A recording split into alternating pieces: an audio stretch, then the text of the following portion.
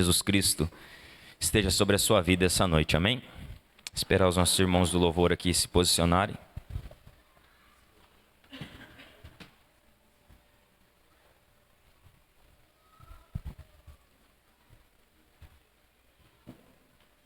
Domingo de culto ao Senhor, domingo abençoado, que temos a oportunidade de adorar o nome do nosso Deus. Estamos numa série no livro de Neemias, e eu peço que você abra a sua Bíblia aí comigo, no livro de Neemias, é claro, né? Neemias, no capítulo 2. Nós vamos ler dos versos 1 a 8. Neemias, capítulo 2, dos versos 1 a 8.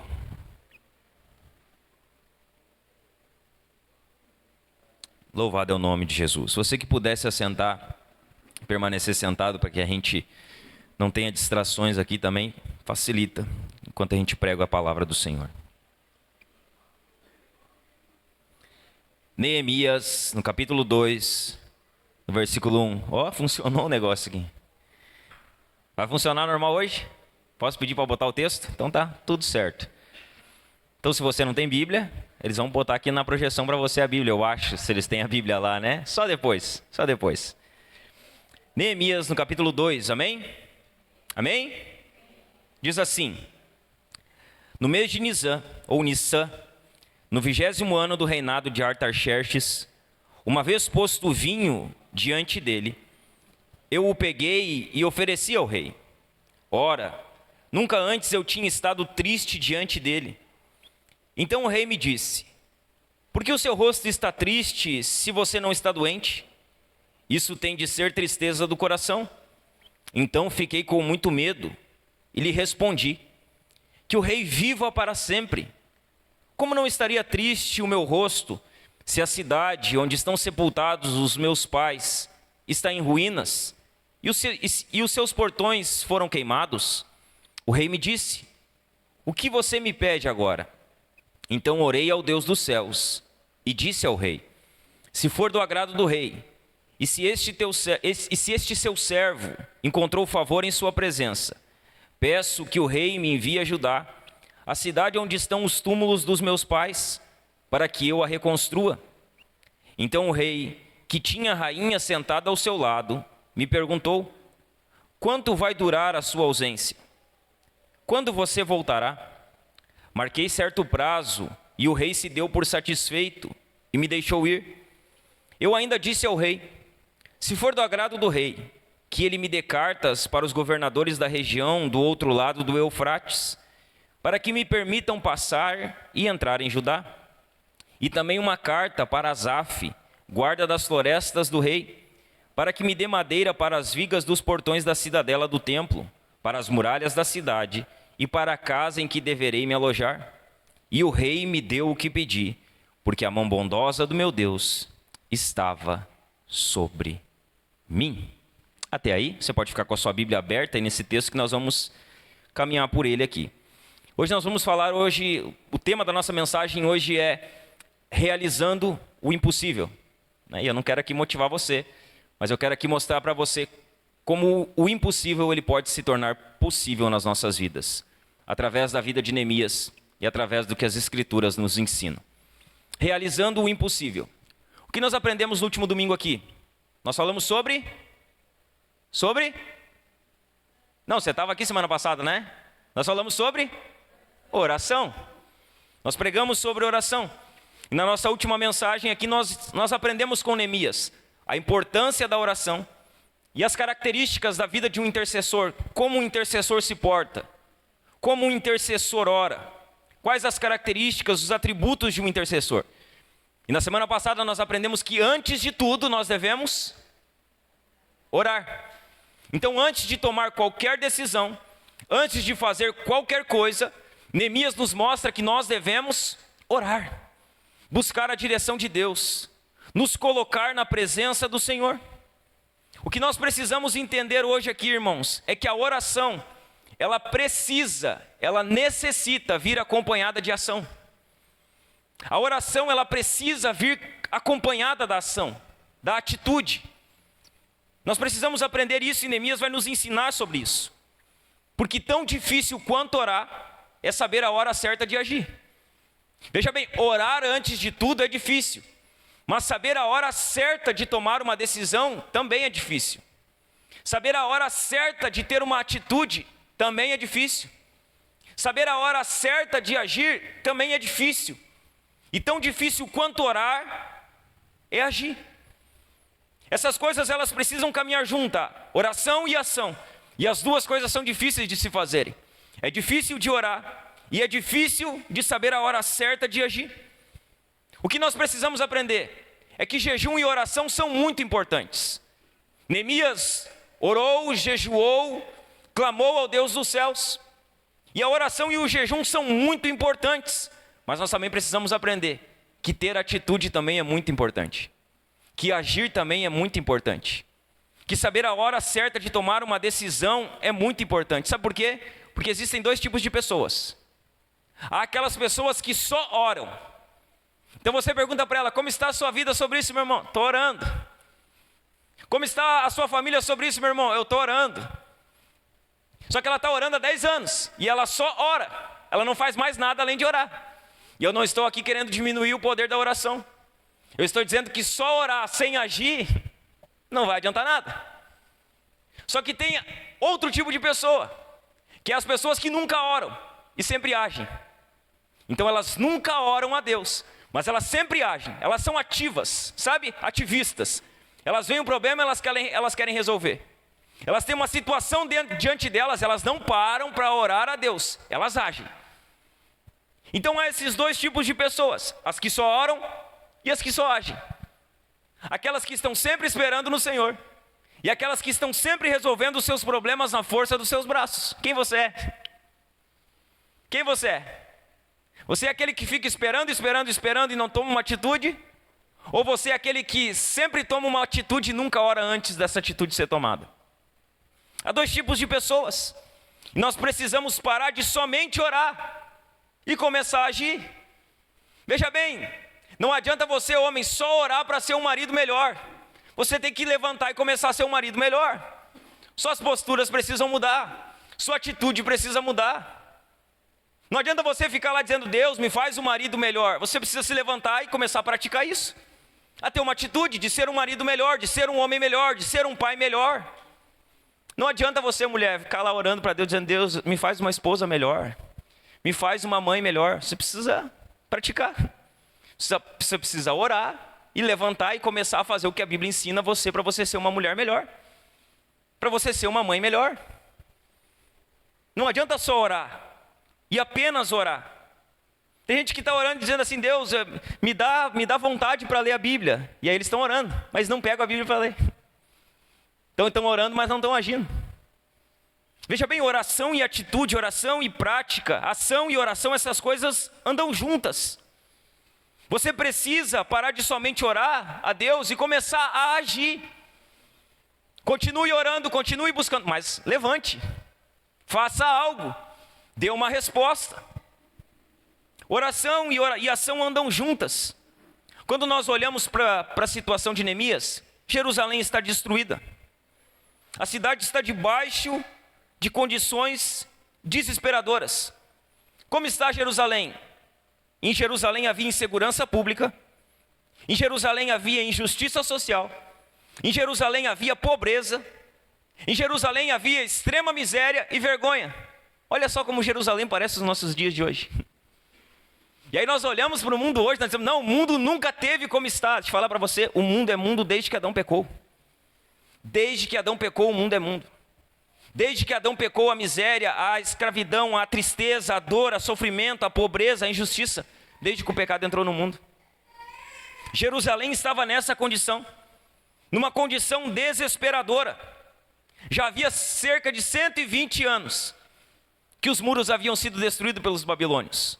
Aquelas muralhas estão destruídas há muito tempo. Há 120 anos aqueles muros haviam sido destruídos pelos babilônios. E sabe o que chama a atenção? É que dezenas de milhares de homens, de mulheres e de pessoas viram aquelas muralhas destruídas. Eles viram com os seus olhos. Eles sabiam da condição daquelas muralhas. E sabe o que eles fizeram? Nada. Dezenas de milhares de homens viram aquilo. Eles viram os muros caídos, as portas queimadas a fogo, o povo envergonhado. Eles viram toda aquela situação e eles não fizeram nada. Eles não tiveram nenhuma atitude para com aquilo. Aí Anani ele vem e fala para Neemias: a cidade está destruída, os portões estão queimados a fogo, o povo está em miséria e opróbrio, em vergonha. E aí Neemias, que nunca viu as muralhas, Neemias, que não conhecia o povo, Neemias ele se sente chamado a resolver aquela situação. Neemias ele nunca tinha estado em Jerusalém, ele nunca tinha visto aquela situação. Só que no momento que ele ouve as notícias de Anani, sabe o que ele vê? Ele consegue visualizar a situação. E não somente visualizar a situação, ele começa a visualizar a solução para aquele problema. Veja bem, Neemias era um visionário, irmãos. Ele conseguiu ver além do seu tempo, além da sua condição e da onde ele estava. Neemias era um líder. Sabe por que aquelas muralhas elas vão ser restauradas? Porque Neemias era um líder. E Deus não faz nada sem ter um líder. Veja bem, Deus ele precisa de um homem ou de uma mulher levantada por ele para que algo seja feito. Sabe o que ele faz? Ele levanta Neemias. E Neemias ele é esse líder visionário que consegue enxergar a condição de Jerusalém. Mas não só o problema, porque um líder não é somente quem enxerga o problema todo mundo enxerga. Um líder é alguém que consegue achar soluções para os seus problemas. Isso na igreja, isso na sua família, isso no seu trabalho. Um líder é alguém que resolve os problemas. Um líder é alguém que acha soluções. E Neemias ele encontra a solução para aquele problema, sem nunca ter estado lá, sem nunca ter pisado em Jerusalém. Veja bem, quando nós falamos a respeito desse contexto aqui, nós precisamos entender algo aqui. Neemias, como eu falei na primeira mensagem, Neemias e Esdras, eles são contemporâneos. Se você ler o livro de Esdras, você vai ver que quando Esdras e Zorobabel voltam, eles já estão trabalhando para os muros e para a cidade ser restaurada. Eles já começam a reconstrução do templo, eles lançam os alicerces do templo. Então, já havia uma obra começada. Só que o que havia ali na restauração de Jerusalém? Havia uma forte oposição.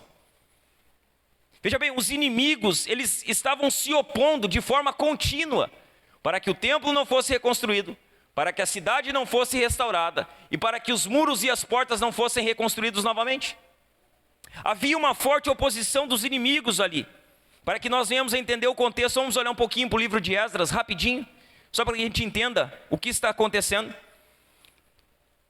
Vai conseguir projetar aqui, não? Sim, então põe para mim aqui no telão, Esdras capítulo 4, dos versos 1 a 3. Sabe o que nós vamos ver? Os inimigos, eles tentam se unir ao povo, na reconstrução da cidade. Zorobabel volta, Esdras volta, e eles iniciam a reconstrução. Eles lançam os alicerces do templo, eles iniciam a reedificação da cidade. Só que olha como os inimigos, eles agem no meio do povo de Deus, fique atento. Esdras capítulo 4, versículo 1 vai dizer assim: quando os adversários de Judá e Benjamim ouviram que os que haviam voltado do cativeiro estavam reconstruindo o templo ao Senhor Deus de Israel, aproximaram-se de Zorobabel e dos chefes de famílias, e lhes disseram: deixem-nos ajudar na construção, porque buscamos o mesmo Deus que vocês buscam. Já temos oferecido sacrifícios a ele desde os dias de Esar-Hadon, rei da Síria, que nos fez vir a este lugar. Aí no versículo 3, Zorobabel vai dar uma resposta a ele. E veja bem, eles fazem um pedido com uma característica piedosa: nos deixe ajudar, nos deixe fazer parte dessa obra. Nós já sacrificamos para Deus, nós conhecemos a esse Deus, nós sabemos quem esse Deus é. Aí Zorobabel vai responder. Porém Zorobabel, Jesua e outros chefes de famílias de Israel responderam: vocês não têm nada a ver conosco na construção do templo ao nosso Deus. Nós mesmos sozinhos vamos construí-lo ao Senhor, Deus de Israel, como Ciro, rei da Pérsia, nos ordenou. Então, dentro daquele contexto havia oposição. Os inimigos estavam se opondo, e a primeira maneira deles tentarem parar a reconstrução, eles tentam se infiltrar no meio do povo de Deus. Eles tentam se infiltrar no meio daqueles que haviam voltado do cativeiro para impedir a reconstrução. Eles não conseguem. Zorobabel, ele diz: não, nós vamos fazer, vocês não têm parte nisso aqui. Aí sabe o que eles fazem? quando eles não conseguem se infiltrar, eles trabalham para desanimar o povo de Deus. Aí olha o que vai dizer Esdras, no capítulo 4, os versículos 4 e 5. Esdras, capítulo 4, do versículo 4 e 5. Então o povo da terra começou a desanimar o povo de Judá, perturbando-o no trabalho de construção. Contrataram conselheiros para frustrar o plano deles. Fizeram isso durante todo o reinado de Ciro, rei da Pérsia, até o reinado de Dário, rei da Pérsia. Então veja bem, eles não conseguem se infiltrar. Zorobabel ele tem um discernimento que eles não queriam ajudar, eles queriam atrapalhar. Então quando o diabo ele não consegue se infiltrar, ele levanta pessoas para desanimar o povo de Deus. O diabo ele tem uma maneira de trabalhar e ele não muda muito a sua maneira de trabalhar. Se ele não consegue se infiltrar, então ele levanta os seus servos para desanimar o povo que está fazendo algo para o Senhor. Os inimigos eles se levantam, eles tentam desanimar o povo de fazer a obra. Eles não conseguem. Sabe o que acontece? Então eles trabalham de forma mais veemente para paralisar a obra. Eles vão enviar uma carta para o rei, que aqui já é o rei Artaxerxes. E eles vão pedir para que o rei ele pare a obra. Ele diz, olha, a cidade rebelde, Jerusalém, aquele povo voltou para cá, e eles já fizeram muito mal para o povo da Pérsia. Eles já derrotaram grandes exércitos. Baixe um decreto, e que esse decreto declare nele que a obra tem que ser parada. Sabe o que acontece? O rei Artaxerxes ele baixa um decreto, e ele manda a obra ser paralisada. Ele ordena que a reconstrução seja paralisada. Olha o que vai dizer Esdras capítulo 4, versículo 21 e 22. Depois deles mandarem para o rei Artaxerxes o pedido, olha o que Artaxerxes vai responder. Aqui são palavras do rei. Agora deem uma ordem para que aqueles homens parem o trabalho e aquela cidade não seja reconstruída, a não ser com autorização minha. Tenham cuidado e não sejam negligentes nessas coisas, porque aumentaria o dano em prejuízo dos reis. Então eles tentaram se infiltrar, não conseguiram. Eles começaram a desanimar e levantaram outras pessoas para desanimar. Eles não conseguiram. Então eles enviam um pedido ao rei, e o rei baixa um decreto. E veja bem, um decreto de um rei da Pérsia, a lei dos medo-persas era maior que o próprio rei. Você lembra quando o rei Dário, ele baixa um decreto dizendo que quem adorasse outro Deus seria lançado dentro da cova dos leões? E que quando Daniel ele é entregue como alguém que está adorando a Deus e fazendo pedido a Deus, o rei ele tenta de todas as maneiras impedir com que Daniel seja lançado na cova, mas ele não pode, porque ele tinha baixado um decreto na lei dos medos e dos persas que não se pode revogar. Então o decreto ele era maior que o próprio rei. A lei aqui ela era maior que o próprio rei. E o rei ele ordena, olha, parem a reconstrução. Que a reconstrução seja paralisada. Sabe por quê? Porque o diabo odeia o avanço da obra de Deus. Deixa eu repetir para você, o diabo odeia o avanço da igreja. O diabo ele fez, faz e sempre fará de tudo para que a obra de Deus não avance. Ele tentará de todas as maneiras atrasar o avanço da obra de Deus, seja se infiltrando, seja desanimando, seja levantando governos ímpios para tentarem parar o avanço da igreja. É nesse contexto aqui que Neemias ele está. Dentro desse contexto ele recebe aquela notícia. A reconstrução do templo e da cidade parecia coisa impossível. Há um decreto, foi mandado ser paralisado e agora? A construção parecia impossível. A reconstrução ela parecia improvável de ser realizada. Já são 70 anos que o povo havia voltado do cativeiro. 70 anos. E a cidade ainda estava destruída. Era uma situação visivelmente, humanamente impossível de ser realizada. E aí eu pergunto para você, você que entrou aqui hoje para cultuar o Senhor, você tem situações que aos seus olhos elas são impossíveis de ser resolvidas? Você tem? Você olha para a sua vida, analisa a sua vida como ela está hoje. Você encontra na sua vida situações que elas são impossíveis aos seus olhos delas serem transformadas? Você tem desafios, projetos, sonhos que para você eles são impossíveis? Assim como era impossível a reconstrução de Jerusalém dentro daquele contexto? Há alguma coisa impossível na sua vida hoje? Há alguma situação que aos seus olhos são impossíveis? Você já se perguntou o que fazer quando os nossos desafios, projetos e sonhos parecem impossíveis de ser realizados? Você já se perguntou? O que eu vou fazer? Eu tenho essa situação, ela é impossível. O que eu posso fazer para que isso mude?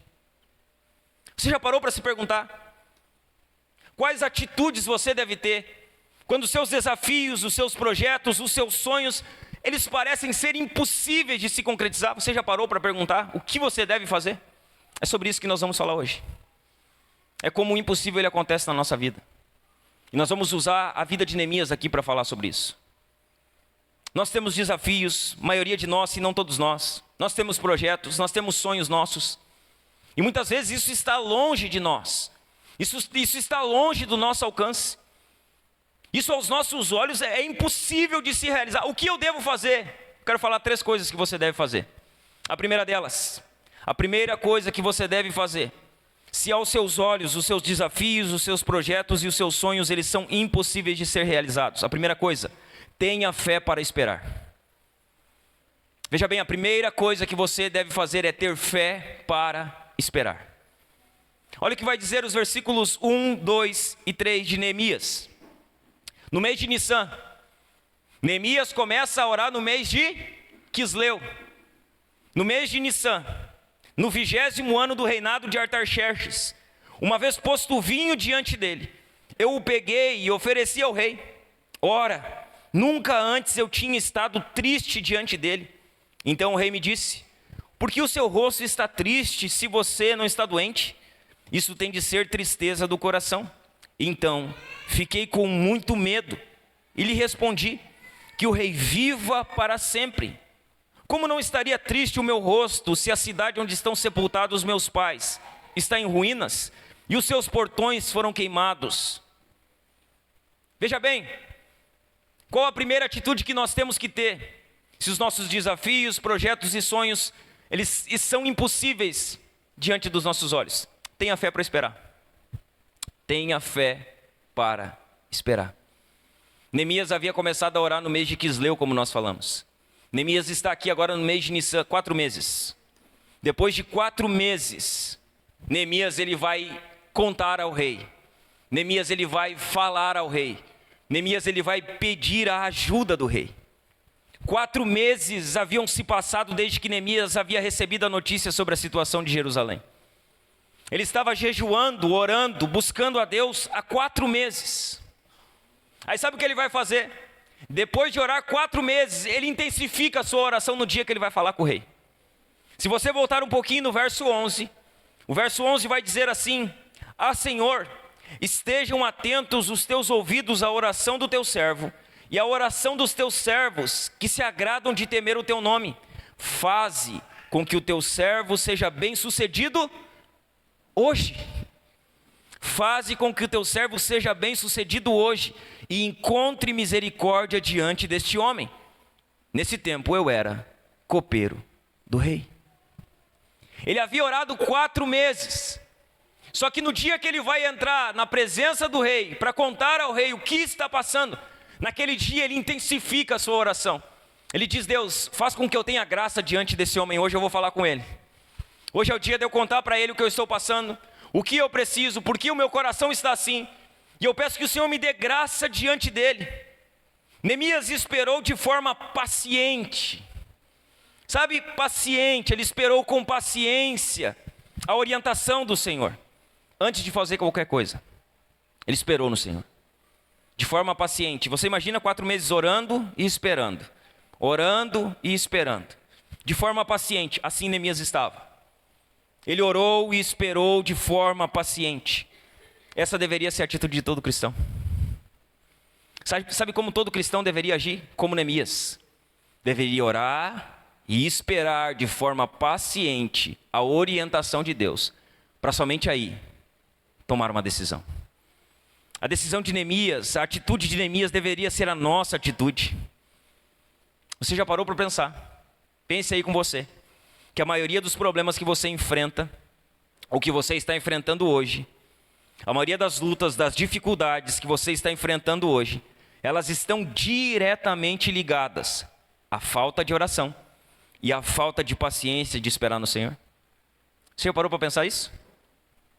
Você já parou para analisar que muitos dos problemas que você enfrenta é porque você não orou antes de tomar uma decisão? E porque você não teve paciência para esperar a orientação de Deus? E aí você tomou uma atitude, você tomou uma decisão e deu errado.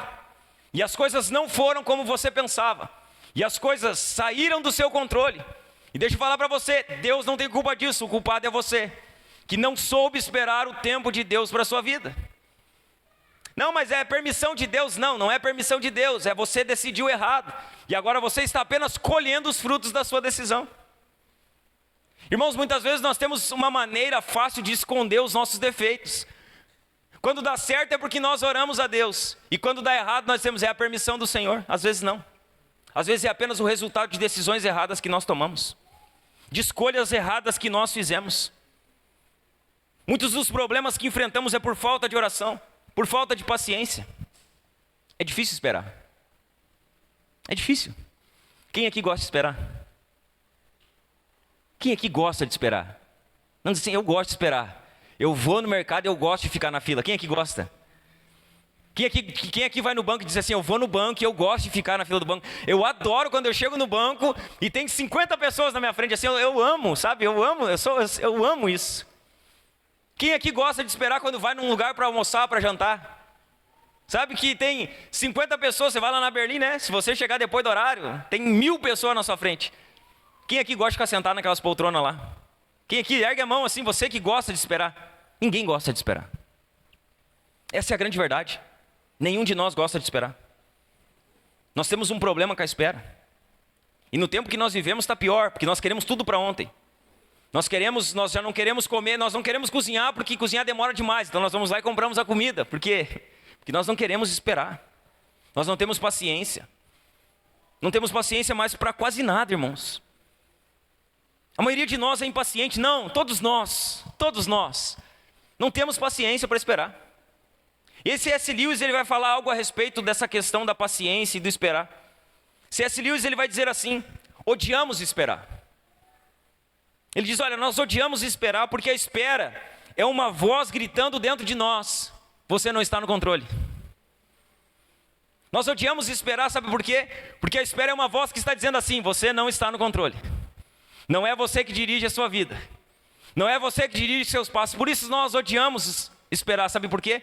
Porque a grande realidade é que nós falamos que Deus é o Senhor da nossa vida, mas nós queremos ter o controle da nossa vida. Essa é a grande verdade. Nós oramos dizendo, o Senhor é o Senhor da minha vida, mas nós não queremos entregar o controle da nossa vida para o Senhor. Por quê? Porque muitas vezes o controle estando na mão de Deus, as coisas vão sair bastante do nosso controle. Nós odiamos esperar, porque esperar é uma voz gritando dentro de nós, você não está no controle. A verdadeira fé, irmãos, a verdadeira fé em Deus, ela traz ao nosso coração uma tranquilidade que ela nos impede de ser afobado. A verdadeira fé, ela traz uma paz e uma calmaria no nosso coração que ela nos impede de ser afobado, de tentar resolver tudo com a força do nosso próprio braço, de tentar fazer tudo do nosso jeito, de tentar fazer com as nossas próprias forças aquilo que somente Deus pode realizar. A verdadeira fé, ela traz essa paz dentro de nós. Uma paz que tira a afobação, uma paz que tira o pavor, uma paz que tira o nervosismo. Uma paz que ela nos faz esperar em Deus. Veja bem, se você está aqui, você é impaciente. Se você está aqui e você não tem, sabe, a calma para esperar o tempo de Deus. Eu quero aqui, irmãos, trazer para vocês não, para nós. Quero trazer aqui para nós 2 declarações das Escrituras, que nós devemos meditar nelas e lembrar delas sempre, que nós estivermos agitados e tentando ir à frente de Deus. Veja bem, toda vez que você estiver agitado, toda vez que você estiver tentando ir à frente de Deus, porque a nossa tendência é essa, tentar tomar o controle das mãos de Deus. Tem 2 declarações da palavra do Senhor que elas servem muito para essas situações. A primeira delas, Êxodo 14:13. Põe para nós lá. O povo de Israel está ali, sabe? Está ali apertado entre o Mar Vermelho e entre o exército egípcio. E aí olha o que vai dizer, Êxodo 14:13. Moisés, porém, respondeu ao povo: não tenham medo, fiquem firmes e vejam o livramento que o Senhor lhes fará no dia de hoje, porque vocês nunca mais verão esses egípcios que hoje vocês estão vendo. Deixa aqui o texto. Então toda vez que você estiver, ansioso, apavorado, tentando tomar o controle, tentando ir à frente de Deus, você se lembra desse texto. Se lembra do que Moisés diz para o povo de Israel, que está dizendo: você nos trouxe para morrer aqui, você nos tirou do Egito para nos matar aqui, nesse deserto. Quando você estiver ansioso, apavorado, tentando ir à frente de Deus, se lembre disso, não tenha medo. Fique firme e veja o livramento que o Senhor lhe fará no dia de hoje. Há um segundo texto aqui, que nós vamos ler, que é Salmos 46, põe para nós. E aí nós vamos ler todo o Salmos 46.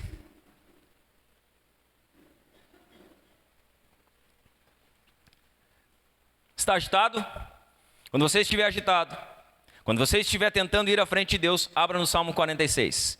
E aí o Salmo 46 vai dizer assim: Deus é o nosso refúgio e fortaleza, socorro bem presente nas tribulações.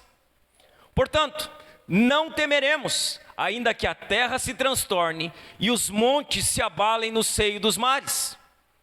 Ainda que as águas tumultuem e espumejem, e na sua fúria os montes estremeçam.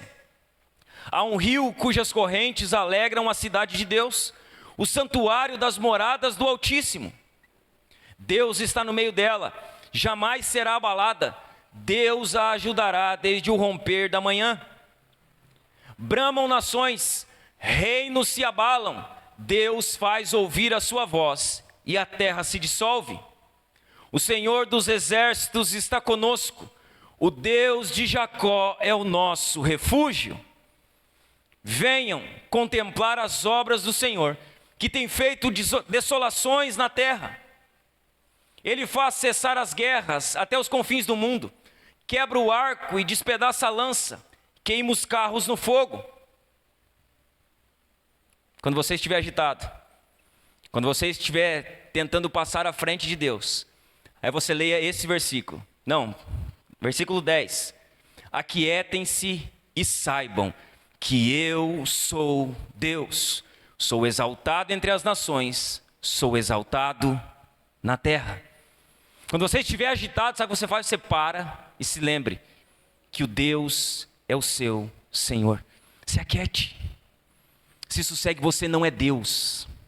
Você não é Deus. O Senhor é Deus. Não tente ir à frente de Deus, você vai se dar mal. Se aquiete. Está agitado? Se aquiete. Você está apavorado? Se aquiete e saiba que o Senhor é Deus. O Senhor é Deus, Ele é exaltado entre as nações, Ele é exaltado na terra. Verso 11. O Senhor dos exércitos está conosco. O Deus de Jacó é o nosso refúgio. Sempre que você estiver, agitado, tentando ir à frente de Deus, se lembre disso. Se aquiete, saiba que Deus é o Senhor. E que somente Ele é Deus. Espere. Tenha fé para esperar. Esperar no Senhor em oração não é perda de tempo. Na verdade, o maior investimento que você pode fazer é aprender a esperar no Senhor em oração. Sabe por quê? Porque enquanto você ora, Deus Ele prepara você para as circunstâncias que estão à sua frente. E Deus Ele prepara as circunstâncias para que o propósito dele se cumpra. Esperar em Deus não é perda de tempo. Enquanto você ora a Deus, Deus Ele prepara você e prepara as circunstâncias à sua volta. Neemias, ele está lá, depois de 4 meses, ele vai se colocar diante do rei. E olha como Neemias é um homem sábio. Ele vai se colocar diante do rei. Sabe qual o dia que ele escolhe para fazer isso? Um dia de festa. Era um dia que o rei estava alegre. Quando o texto diz lá no verso 6, assim: então o rei, que tinha a rainha sentada ao seu lado, me perguntou. A rainha estar assentada ao lado do rei significava que aquele dia era dia de festa no palácio. Então Neemias, ele espera um dia de festa, um dia de alegria para se colocar diante do rei. Um dia que não era um dia normal, para apresentar ao rei os seus problemas. Quando Neemias, ele pega o vinho para servir o rei, como ele fazia sempre, Ele traz o vinho ao rei e o rei nota na hora. Ele diz: o que está acontecendo, Neemias? Você está triste, cara? Aconteceu alguma coisa? Você está doente? Não, você não está doente. Ora, o rei nunca antes eu tinha estado triste diante dele. Então o rei me disse: por que o seu rosto está triste se você não está doente? O rei conhecia Neemias. Ele sabia quem era Neemias. E ele nota na hora que Neemias não está num bom dia. Ele diz: olha, você não está doente, isso é tristeza do coração, Neemias. Você está triste, o que aconteceu com você? Aí nós olhamos assim e dizemos: não, o rei achou que ele estava triste. Veja bem, ficar triste diante do rei não era legal.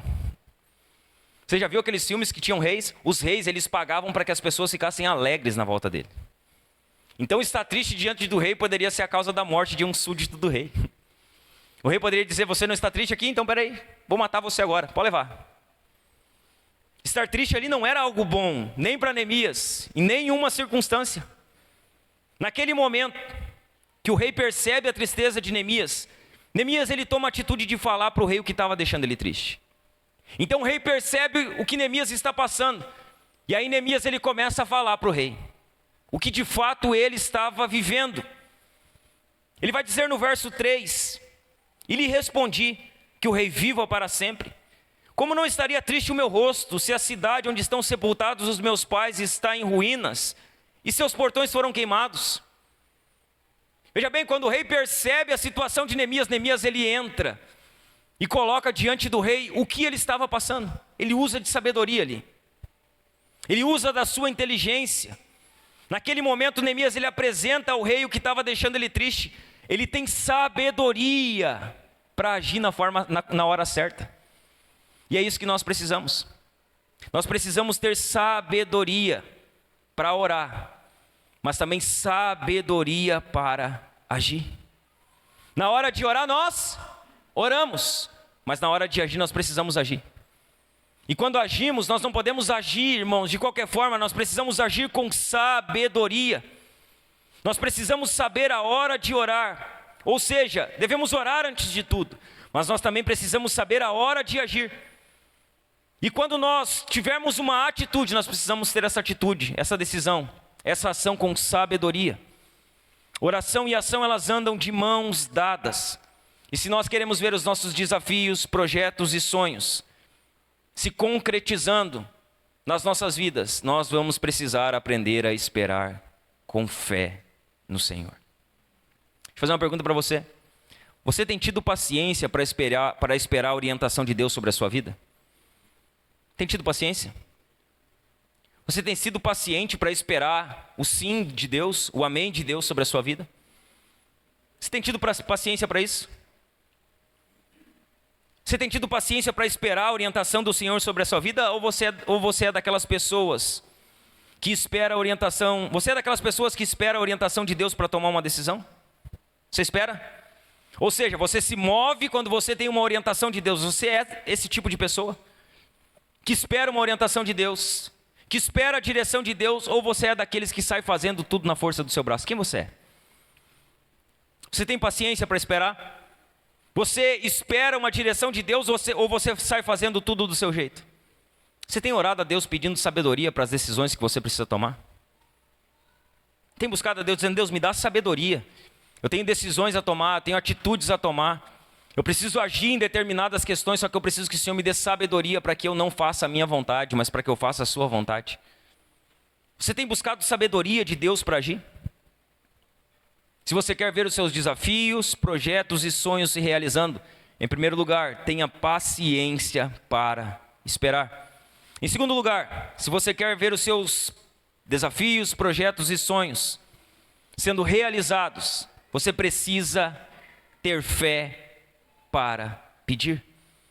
Tenha fé para pedir. Tenha fé para esperar, mas tenha fé para pedir. Olha o que Neemias vai fazer dos versos 4 a 8. Então ele esperou 4 meses. Ele orou durante 4 meses. Ele intensificou a sua oração no dia que ele vai falar com o rei. Quando o rei abre uma porta para que ele fale o que estava passando, Neemias, ele conta ao rei a sua situação. E aí ele vai achar graça diante do rei. Sabe o que ele vai fazer? Ele vai pedir. Neemias vai ter coragem para pedir. Ele vai ter coragem para chegar diante do rei e dizer: rei, preciso disso, preciso daquilo outro, a obra é grande e eu preciso da tua ajuda. Neemias teve fé para pedir. Dos versos 4 a 8 ele vai dizer assim, após ele contar ao rei: o rei me disse, o que você me pede agora? Então, isso aqui é demais, orei ao Deus dos céus e disse ao rei: se for do agrado do rei, e se este seu servo encontrou favor em sua presença, peço que o rei me envie a Judá, a cidade onde estão os túmulos dos meus pais, para que eu a reconstrua. Então o rei, que tinha a rainha sentada ao seu lado, me perguntou: quanto vai durar a sua ausência? Quando você voltará? Marquei certo prazo, e o rei se deu por satisfeito e me deixou ir. Eu ainda disse ao rei, se for do agrado do rei, que ele me dê cartas para os governantes da região do outro lado do Eufrates, para que me permitam passarem e entrar em Judá. E também uma carta para Asaf, guarda das florestas do rei, para que me dê madeira para as vigas dos portões da cidadela do templo, para as muralhas da cidade e para a casa em que deverei me alojar. E o rei me deu o que eu pedi. Se nós queremos ver os nossos desafios, projetos e sonhos se tornando reais, nós precisamos ter fé para pedir. Pedir não é pecado. Orar a Deus suplicando não é pecado. Nós precisamos ter fé para pedir. Neemias, ele demonstrou clareza a respeito dos seus propósitos. Veja bem, ele é claro no que ele vai pedir. Quando ele tem uma oportunidade, que talvez fosse a única oportunidade que ele teria, ele sabe o que tem que pedir. Veja bem, ele estudou.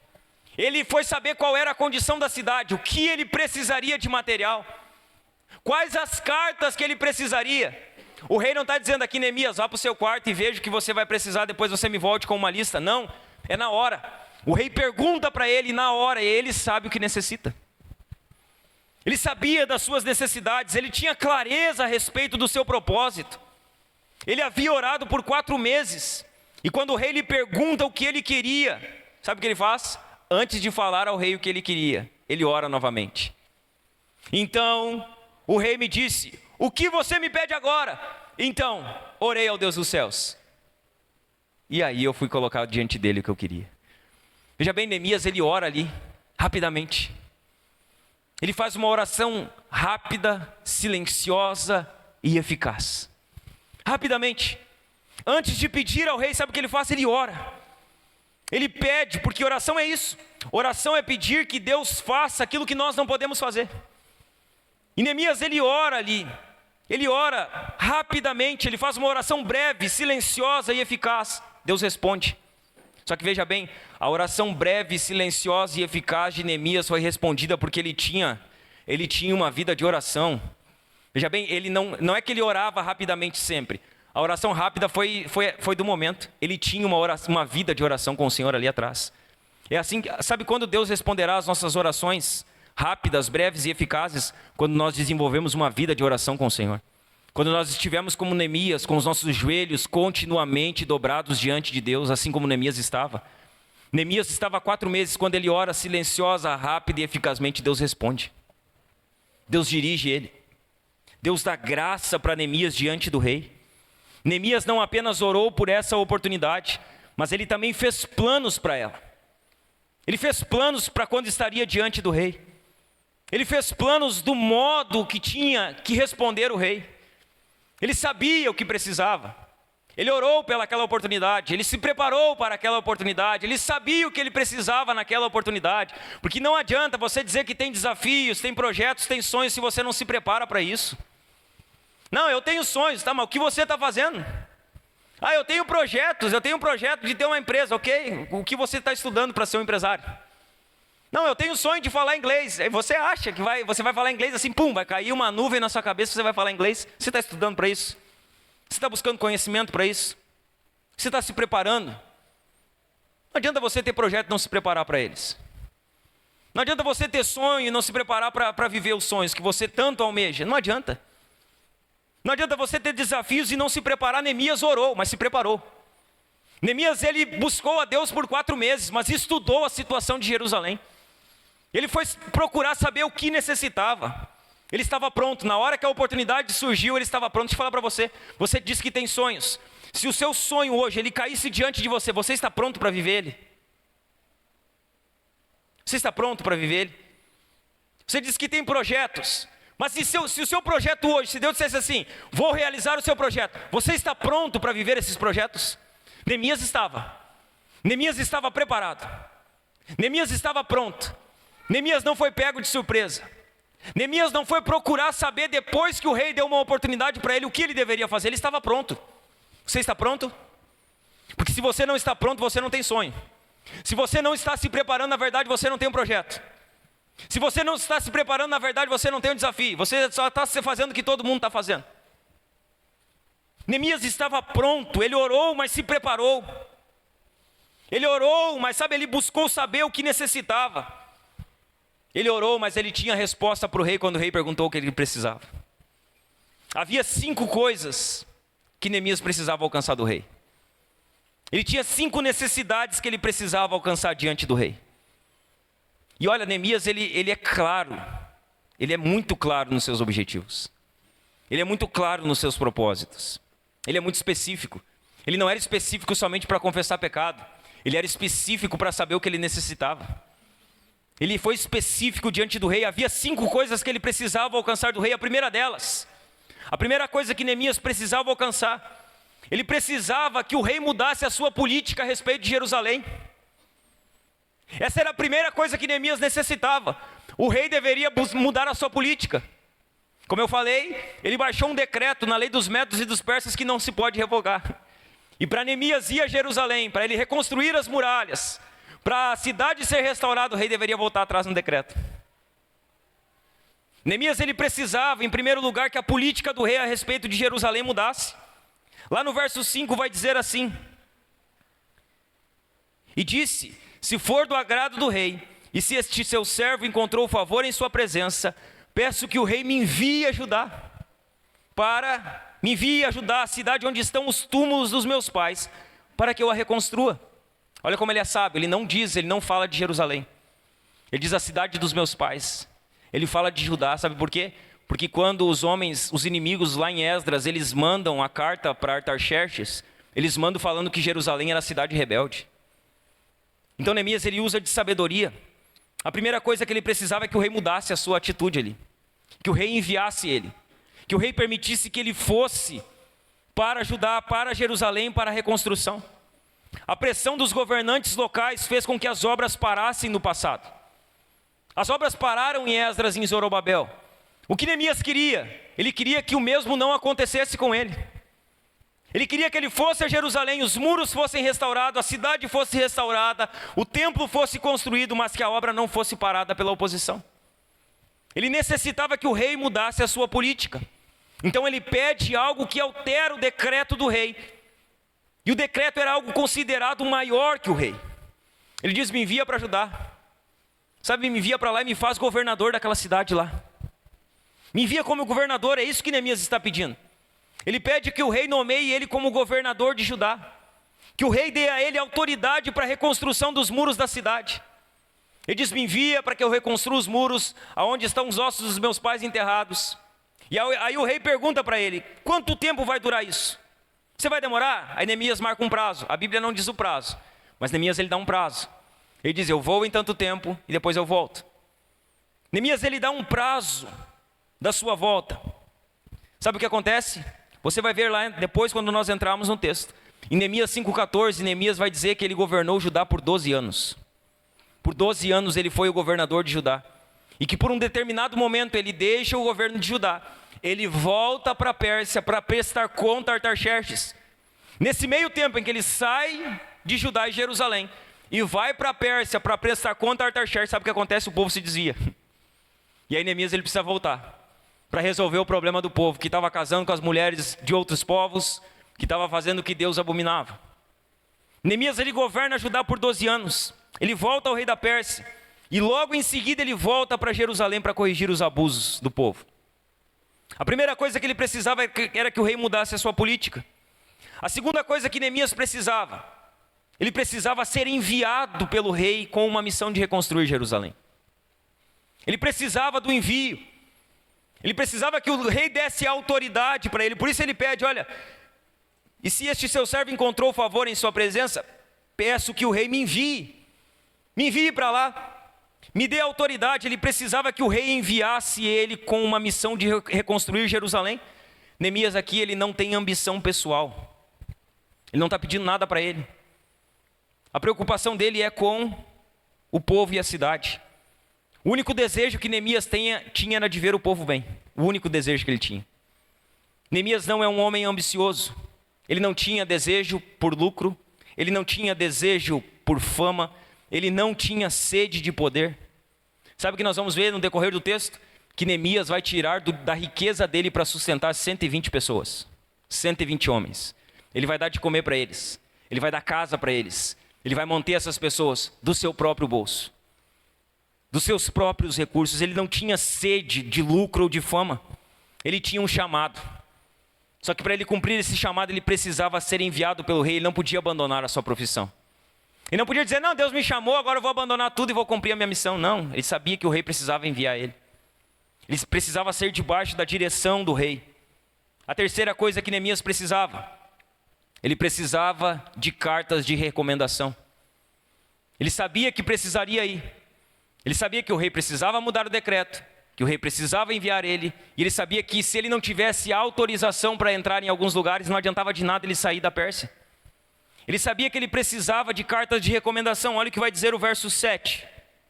Vai dizer assim: eu ainda disse ao rei, se for do agrado do rei, que ele me dê cartas para os governadores da região do outro lado do Eufrates, para que me permitam passar e entrar em Judá.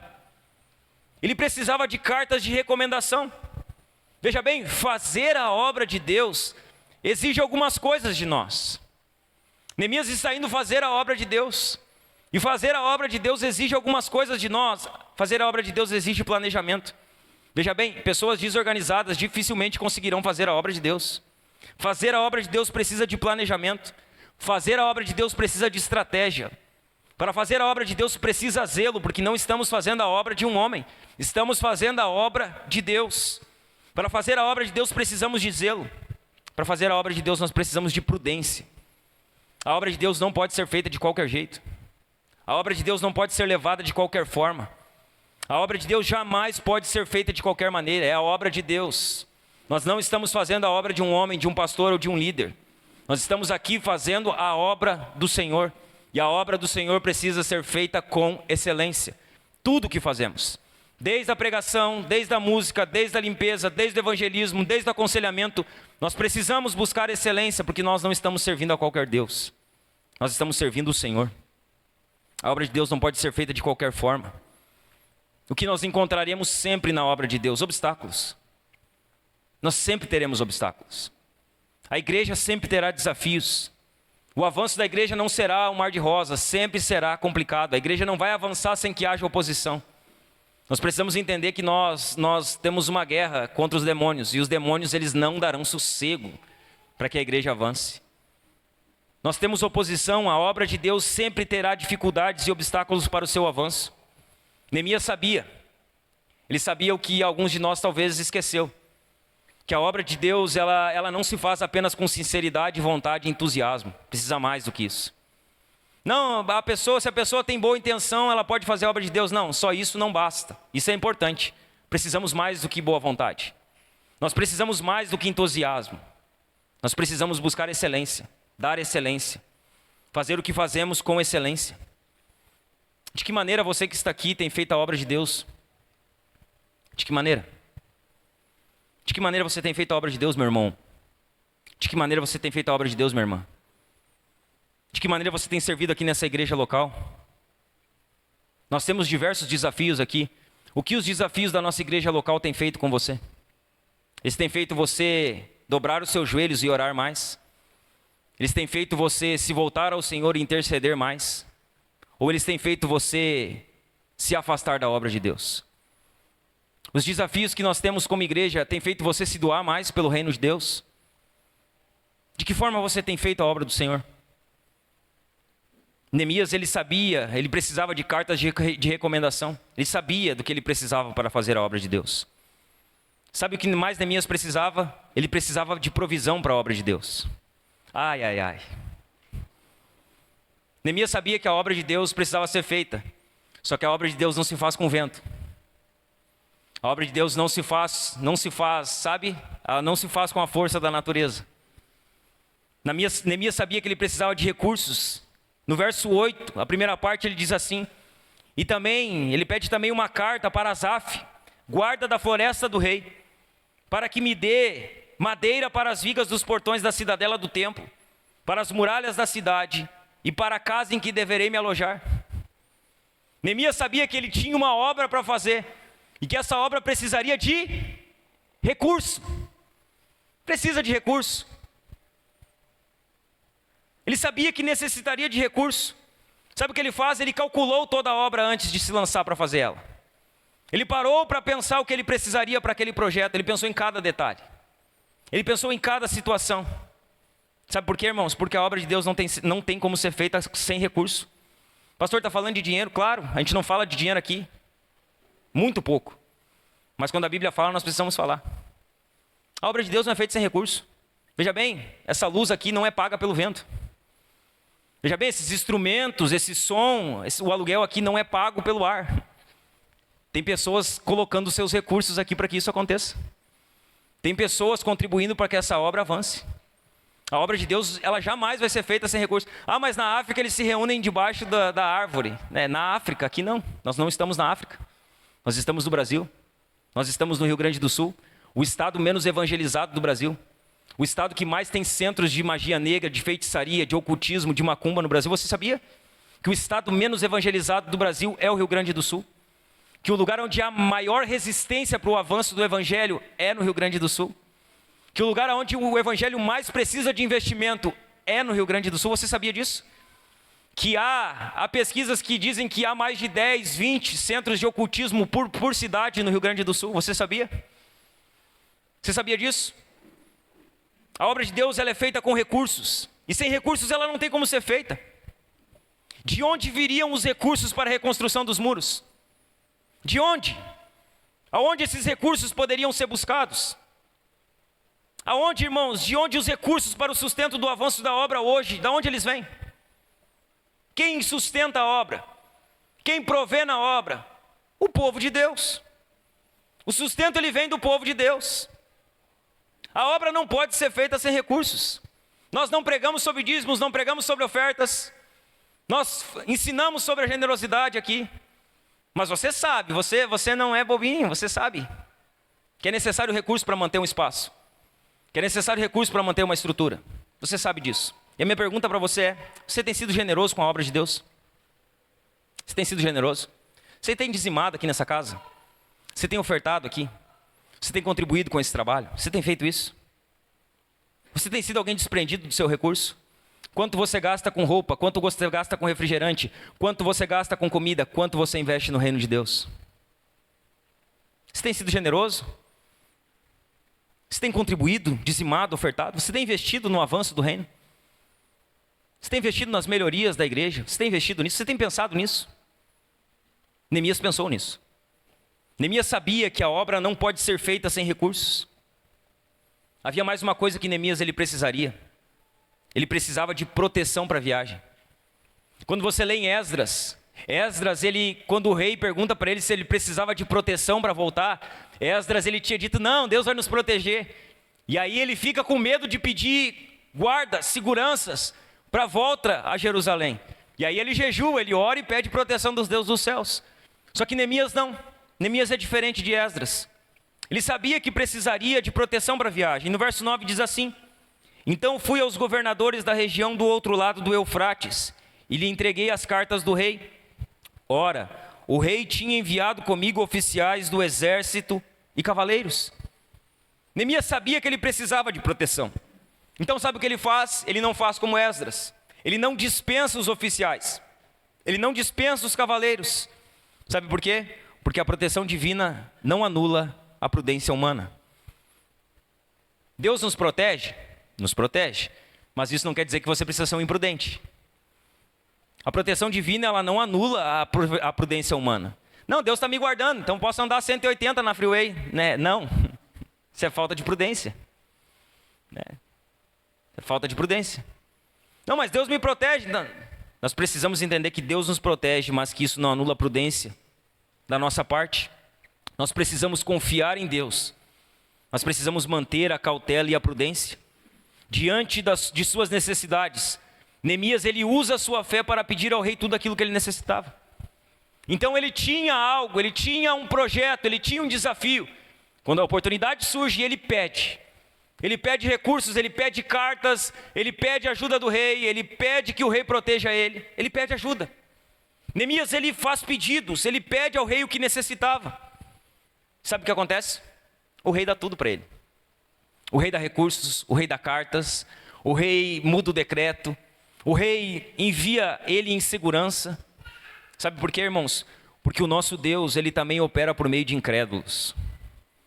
Veja bem, Deus, ele pegou um rei incrédulo e ele usou um rei incrédulo para abençoar o povo dele, para abençoar o servo dele, a fim de que o servo dele realizasse os seus propósitos. Deus, ele usa incrédulos para isso. Veja bem, irmãos, que nós como povo de Deus não venhamos a precisar que os incrédulos contribuam para que a obra de Deus avance. E eu não estou falando só de dinheiro aqui, estou falando de tudo. Que o povo de Deus ache aqui no nosso meio pessoas que servirão a obra dele para que ela avance. Que nós não venhamos, assim como Neemias, precisar da ajuda de incrédulos. Sabe o que é a resposta do rei? É a resposta de um Deus soberano que muda o coração de incrédulos ao seu favor. O rei, ele usou, Deus usou a vida do rei para que o rei abençoasse Neemias. Nós precisamos, irmãos, nós precisamos saber o que pedir, saber quando pedir e saber para que pedir. Mas acima de tudo, acima de todas as coisas, você precisa ter coragem e ter fé para ir diante de Deus com as suas súplicas, crendo que Deus é poderoso para responder, crendo que Deus é poderoso para suprir, crendo que Deus é poderoso para abençoar a sua vida.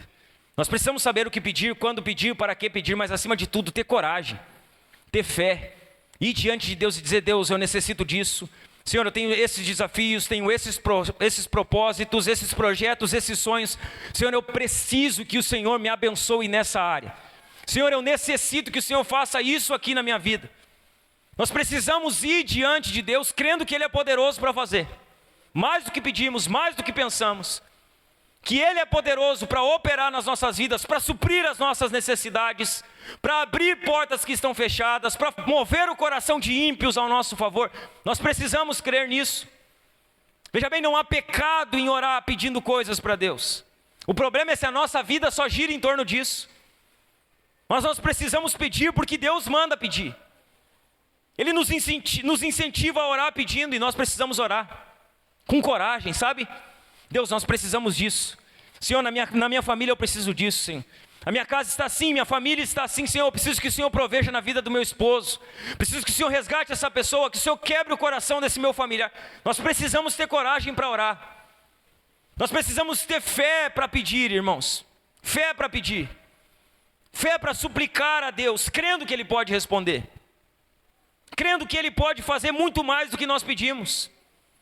Se você quer ver os seus desafios, seus projetos, seus sonhos diante dos seus olhos se realizando, tenha fé para pedir. Ore isso, ore por isso. Busque a Deus por isso. Coloque as suas súplicas e as suas necessidades diante de Deus. Ore, irmãos, tenha fé para pedir. Tenha fé para se colocar diante de Deus. Terceira e última coisa. Se você deseja ver seus desafios, projetos e sonhos se realizando diante de você, além de você ter fé para pedir, você também precisa ter fé para agradecer. Você precisa ter fé para agradecer. Neemias ora, pede, fala tudo, preciso de carta, preciso disso, preciso daquilo, preciso daquele outro. E aí o rei concede para Neemias o que Neemias queria. Ele vai dizer no verso 8, ele vai dizer assim, lá no final: e o rei me deu o que eu pedi. Então ele orou, ele teve coragem para pedir. E aí ele diz: e o rei me deu o que eu pedi. Só que a parte final é a mais extraordinária de todas. Ele vai dizer assim: porque a mão bondosa do meu Deus estava sobre mim. O rei deu para ele, mas não porque Neemias sabia orar, não porque Neemias era um homem melhor que os outros homens, mas porque a mão bondosa de Deus estava sobre a vida de Neemias. Porque Neemias encontrou graça diante de Deus. Porque o favor de Deus estava sobre a vida de Neemias. Sabe o que Neemias faz? Ele reconhece: o rei me deu, mas foi por causa do Senhor.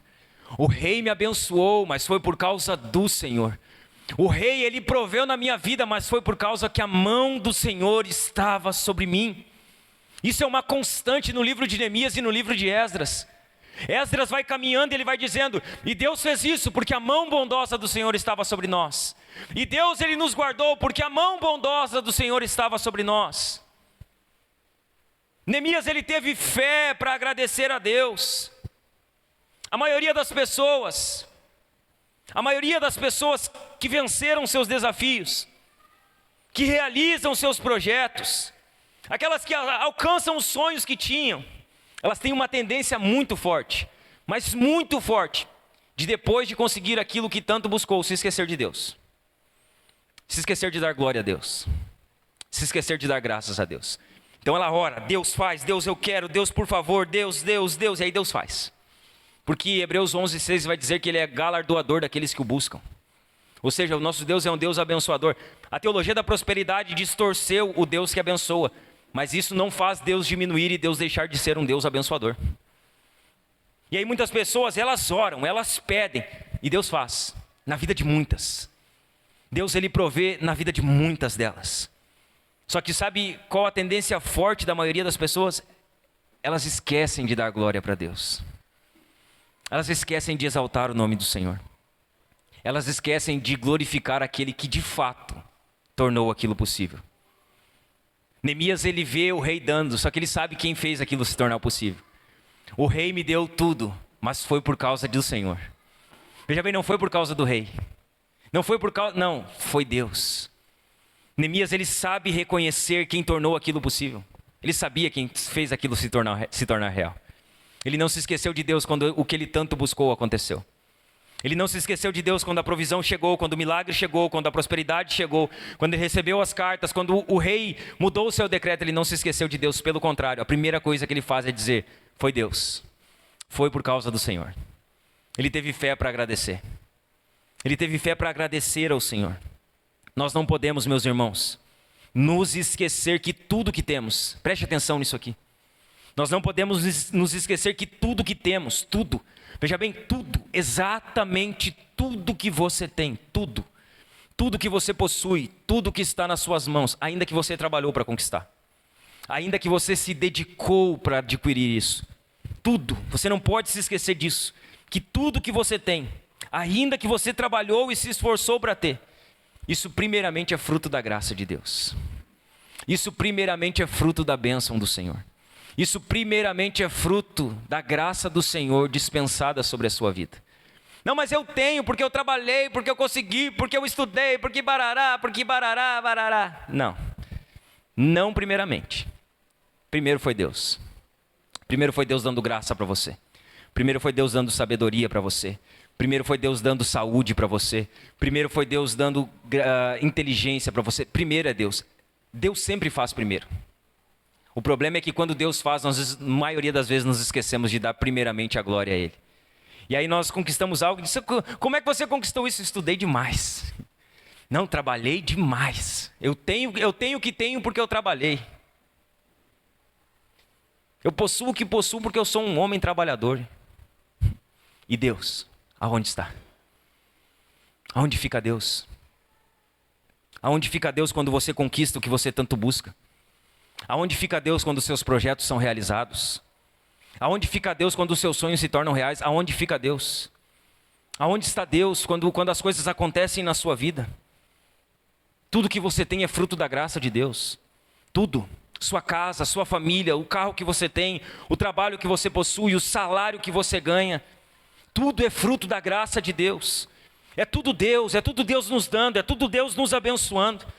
Nós somos apenas mordomos, o que temos não é nosso. Não, mas o meu dinheiro é meu, é de Deus, Ele deu para você cuidar para Ele. Nós somos mordomos do que Deus nos entrega. Tudo nas nossas vidas é fruto da graça de Deus. Crentes autossuficientes, se é que eles existem.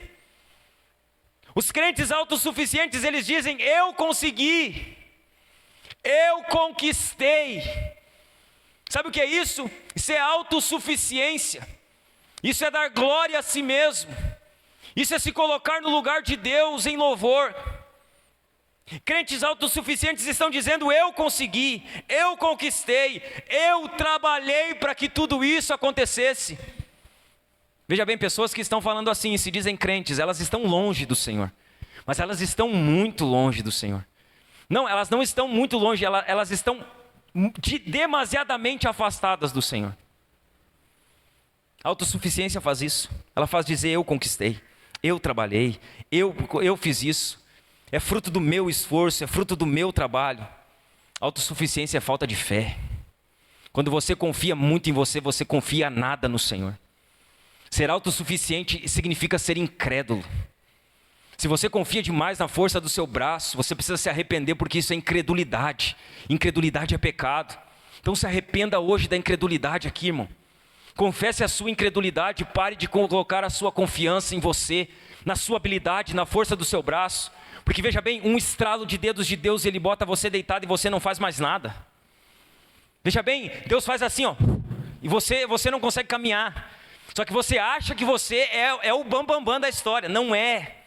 Se não é, eu não sou, nenhum de nós é nada, irmãos. Deus é. Deus é o Todo-Poderoso. O que temos é por causa de Deus. O que temos é porque Deus nos deu. O que temos é pela graça de Deus, e somente isso. E somente isso. Então, se você confia muito na força do seu braço, se arrependa. Porque talvez você está trabalhando e colocando num saco furado. E o seu dinheiro você nunca vê a cor dele, porque você confia na força do seu braço. Talvez você trabalhe para que outros desfrutem do esforço do seu trabalho. Porque você tem confiado mais na força do seu braço e não tem confiado no Senhor. Autossuficiência é falta de fé. Autossuficiência deixa claro o quão distante você se encontra de Deus. Neemias poderia ter se vangloriado em si mesmo. Ele poderia ter dito: eu orei e as coisas aconteceram. O rei me deu porque eu era o queridinho do rei. Porque eu era o melhor servo que o rei tinha. O rei me deu porque eu era o braço direito dele. Ele não fala isso. Ele poderia ter se vangloriado em si mesmo, mas ele não faz isso. O rei atendeu seus pedidos. Só que Neemias, ele não toma para si uma glória que não é sua. Neemias, ele não toma para si um louvor que não é seu. Neemias, ele poderia ter dito: eu orei, eu pedi, eu sou o cara, olha como Deus ele é meu amigão, eu oro e ele sempre faz, porque eu sou bom. Neemias poderia ter dito isso. Só que Neemias, ao contrário de alguns de nós, ele sabe perfeitamente que as realizações não são resultado da sua capacidade. Neemias, ele sabia que o que estava acontecendo não era fruto da sua influência diante do rei. Neemias sabia que o que estava acontecendo não é porque ele era um bom orador. Não é porque ele tinha orado 4 meses ou porque ele era um homem muito espiritual. Neemias sabia que não tinha a ver com ele, tinha a ver com Deus. Neemias sabia que não era sobre ele, mas que era sobre o Senhor. Veja bem, Neemias, ele é um homem de Deus. Ele é um homem de Deus. Sabe o que ele faz? Ele afirma que o seu sucesso, ele ocorreu não porque ele era bom, mas porque a bondosa mão do Senhor estava sobre ele. Ele é um homem de Deus. Ele diz: eu tive sucesso, eu orei, olha só, cartas, provisão, o rei me enviou, o rei mudou o seu decreto. Só que ele sabia que tudo aquilo que aconteceu é porque a bondosa mão do Senhor estava sobre ele. Neemias soube dar glória a Deus. Neemias, ele teve fé para glorificar ao Senhor, para agradecer ao Senhor, para tributar louvor e honra ao Senhor. Deixa eu falar para você, meu irmão e minha irmã que está aqui, a mão bondosa do Senhor tem estado conosco diariamente. A mão do Senhor, a mão bondosa de Deus, ela tem estado sobre as nossas vidas diariamente, nos protegendo, provendo em nossas vidas. Sabe, a mesma mão bondosa do Senhor que estava sobre Neemias, ela tem estado sobre a sua vida, ela tem estado sobre a minha vida, ela tem estado sobre a nossa igreja. A mão bondosa dele tem estado sobre nós. Deus tem nos guardado, Ele tem nos livrado, Ele tem nos protegido. Deus, Ele tem nos abençoado. A sua mão tem estado continuamente sobre nós. E é por isso que nós estamos aqui hoje. É por isso que nós temos fôlego para adorar Ele hoje. É por isso que algumas coisas têm acontecido na nossa vida. Não é porque somos bons, não é porque temos sorte, porque crente não tem sorte. Não há acaso. Um crente, ele tem fé, por isso ele depende somente de Deus para tudo. Para tudo. Para tudo. Deixa eu falar para você, pare de depender de coisas externas para a sua provisão. Isso é pecado, irmão. E eu preciso pastorear essa igreja. Nós estamos dependendo de coisas externas para a nossa provisão. Um crente depende da provisão do Senhor. No demais é pecado. Um crente, ele ganha dinheiro de 3 maneiras: trabalhando, sendo abençoado por outra pessoa e por meio de uma herança. O restante disso é pecado. Então cuidado. Cuidado do que você tem dependido para ganhar ou tentar ganhar dinheiro. Porque isso pode estar denotando pecado e avareza. Isso também precisa de arrependimento. Urgente. Desesperadamente. Neemias sabia que era Deus que provia na vida dele. Neemias sabia que tudo que ele tinha, porque a mão bondosa de Deus estava sobre ele. Seja grato a Deus, meu irmão. Seja grato a Deus. Seja uma pessoa grata a Deus. Seja grato a Deus por aquilo que Ele já fez na sua vida, que talvez você esqueceu. Seja grato por aquilo que Deus está fazendo hoje na sua vida, porque Ele está fazendo algo. Ainda que você não perceba, ainda que você não veja, ainda que você não note, Deus está fazendo algo na sua vida hoje. Talvez os seus olhos não estão voltados para Ele como deveriam estar. Mas hoje, no dia de hoje, no tempo de hoje, Deus está trabalhando na sua vida. Seja grato por isso. Só que seja grato a Deus por aquilo que Deus ainda vai fazer na sua vida. Seja grato. Seja grato pelos desafios, pelos projetos, pelos sonhos que Ele vai realizar em sua vida. Seja grato. Tenha fé para agradecer. Sabe, tenha fé para louvar o Senhor, para bendizer o seu nome. É do Senhor que vem a nossa vitória. É do Senhor que vem a nossa provisão. É do Senhor e de mais ninguém. Um crente não depende de mais nada, um crente depende do Senhor. Um crente, ele não busca a sua vitória em mais ninguém, ele busca a sua vitória no Senhor. Um crente vence no Senhor, um crente é abençoado no Senhor. Um crente crê que Deus, ele é o provedor da sua vida. Um crente, ele busca a sua vitória no Senhor, porque ele sabe que é do Senhor que vem a sua vitória. É em Deus que nós vamos vencer. Veja bem, de Deus vem a nossa vitória. E somente a Deus deve ser a honra, a glória e todo louvor. Somente a Deus. Somente Deus é digno de honra, de glória e de todo louvor. Analisando seu coração hoje aqui, meu irmão e minha irmã. Se você olhar para dentro do seu coração, você tem caminhado e agido por fé hoje? Você tem vivido uma vida por fé? Uma vida na dependência do Senhor? Uma vida debaixo dos cuidados do Senhor? Você crê que a mão bondosa do Senhor está sobre a sua vida? Você crê nisso? Você crê que Deus, ele pode prover na sua necessidade? Você crê que Deus, ele pode realizar e tirar você, solucionar os desafios que você encontra? Você crê nisso? Você crê que os projetos que você faz, ainda que sejam projetos seus, Deus, ele pode tornar esses projetos reais? Você crê nisso? Você crê que há sonhos que você tem, e não é pecado sonhar? Você crê que os sonhos que você carrega, você crê que Deus, ele é poderoso para realizar isso? Então tenha fé para esperar, tenha fé para pedir, tenha fé para agradecer. E quando Deus fazer, não dê glória a ninguém, não dê glória a nenhum homem, não dê glória a si mesmo, dê glória a Deus. Dê glória ao nome do Senhor, diga: Deus fez, Deus é fiel, Deus me abençoou, Deus proveu na minha vida, Deus fez aquilo que o homem não podia fazer. Eu orei, mas não é por causa da minha oração, é porque Deus foi bom comigo, é a graça de Deus em mim. Eu sou o que sou pela graça de Deus. Paulo dizia isso. Eu preguei, eu ensinei, mas não era eu, era a graça de Deus em mim. Era o favor de Deus na minha vida. Quando Deus fizer algo na sua vida, algo que você tem orado, buscado, seja grato. Seja alguém grato. Dê a Deus tributo, dê a Deus glória, dê a Deus honra. Mas sonde seu coração hoje aqui, se você não está vivendo, irmãos, na força do seu braço. Sonde o seu coração aqui se você não está vivendo na força da sua carne e não na dependência do Senhor. Se você está vivendo uma vida na sua força, do seu jeito, quem sabe hoje aqui você deixa isso de lado e você passa a confiar no Senhor plenamente na sua vida, a crer que Ele é poderoso para fazer infinitamente mais do que você pede ou pensa para Ele. Quem sabe você deixa de depender em si mesmo, deixa de ser autossuficiente e começa a confiar no Senhor. Tenho certeza para você, tenho certeza que será muito melhor para você confiar e esperar no Senhor do que tentar resolver as coisas na força do seu braço. Amém, meus irmãos? Vamos nos colocar de pé?